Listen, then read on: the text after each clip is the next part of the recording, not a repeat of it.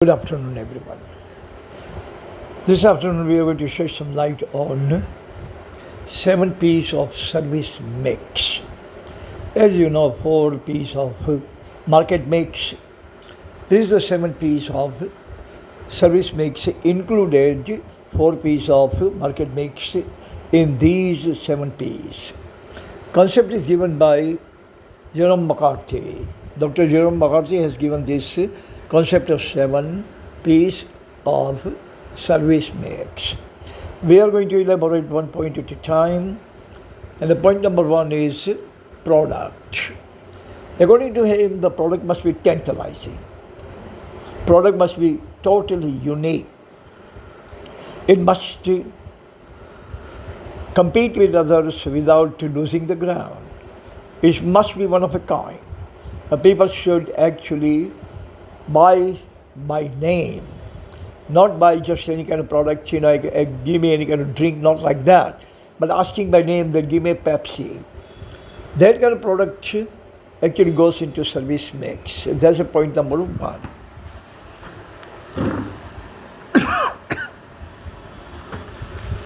Point number two is place. Now, the where you have chosen the place to do your business, to take your business, that's a very essential decision to make. Place must be viable. It must be safe. People living around the area, around your product must be all viable, all must have good income, good saving. They all must have purchasing power. They should be able to spend money like that. Like, most of the malls, you can talk about Reliance Mall and Tata Mall and all that. You will always find the malls are actually located in a location very close to the high-profile areas. High-profile people live over there. Their high-profile earning is there, mostly doctors, lawyers, professors, teachers, and these kind of professionals. So the place is also second most important thing in the 7 service mix. Third is the price. Now the price is set for a product should not be greedy price, but a kind of needy price. Price must be so affordable that defense customers can afford it and balance customer can also afford it. Sikh Prahlad has said that the product of your the price of the product should be set such a way that lower strata of the society, consumers should afford it. So upper strata would definitely afford it. But if you are going to set the price that only the upper strata of the society may be able to afford it, lower strata will never be able to afford it. So bottom of the pyramid. Price should be affordable to the bottom of the pyramid. The top of the pyramid would automatically afford it. Number 4 is promotion.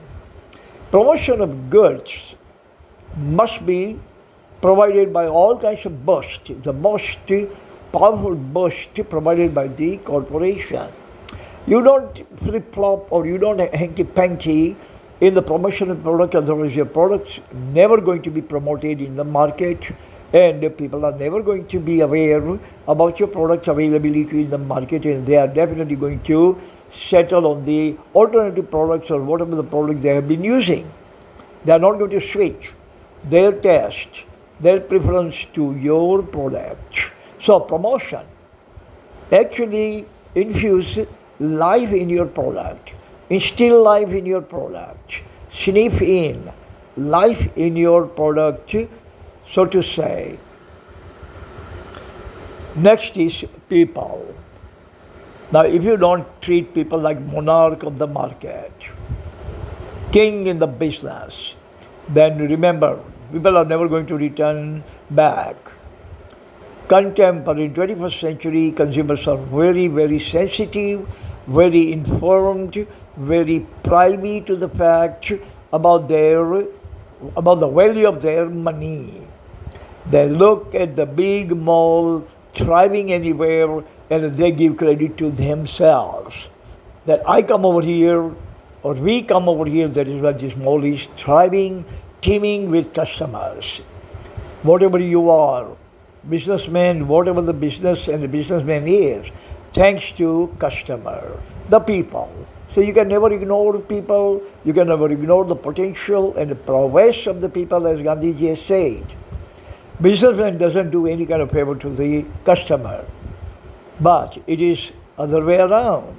Customer does all kinds of favor to the businessman. Next is process. The process of every single thing needs a processing. And the processing must be state of the art, very minutely paid attention to, qualitative process, best in the world process, not to cut any kind of corner in the matter of processing the product, otherwise your customers are never going to appreciate the product at all. Don't leave any kind of stone unturned while going under the processing of the product, and they apply all kinds of means and all kinds of ways and all kinds of resources you have, all kinds of potential and prowess you have, all kinds of guts and grits you have.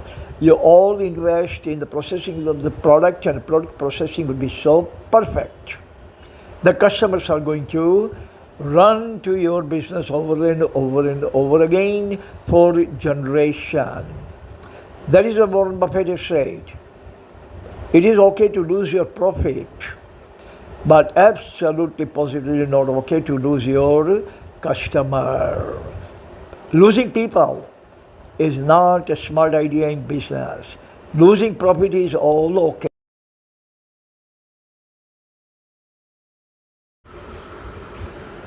The last point is physical evidence. Now, whatever you have been saying and whatever you've been claiming and whatever you've been clamoring about and whatever your advertisement says and whatever your pamphlet says and whatever your sales people and the sales managers and the sales scenics say, you have to prove it in a physical evidence. You tell me as a businessman that this shirt is going to last for at least 1 year, at least it's going to last for 200 wash, without discoloring or without shrinking or without creasing or without losing its texture, then you have to prove it. You have to prove it. I'm going to buy it, but after 1 year, I'm going to make sure that whatever you say stands. If after a year I'm going to find out that the shirt that I bought from this particular store or particular company, it did not last for 1 year as I bought, as promised by the salesperson, then definitely I'm going to quit buying from your outlet. You are not going to lose anything, but whole customer you are going to lose. That customer is never going to come back, his children are never going to come back, his grandchildren are never going to come back, his grandchildren are never going to come back, his relatives and his contacts are never going to come back. If he is a professor, then his students are never going to come back. So remember, never make empty promises. No fluff in business. Be a business-like, means to say what it is, and what it is, that is only the thing you say. Say what you mean and mean what you say. So these are the 7 P's of service makes by Jerome McCarthy, and they are very important for every aspirant of MBA students. And that's all the time we have. Thank you very much for listening. See you again next time. Until then, God bless everyone on this planet. Amen.